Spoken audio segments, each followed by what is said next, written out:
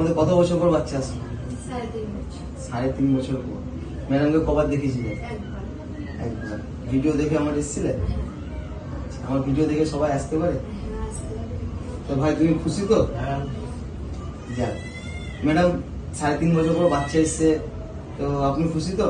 অবশ্যই খুশি। এর আগে ওনারা অনেক জায়গায় দেখিয়েছেন, 2-3 জায়গায়, সেখানে কল পাননি, এখানে এসে 1 মাসে কল পেয়েছেন, আমি অবশ্যই তার জন্য খুবই খুশি। তাহলে সবাই আসতে পারে বোন? আসতে পারে।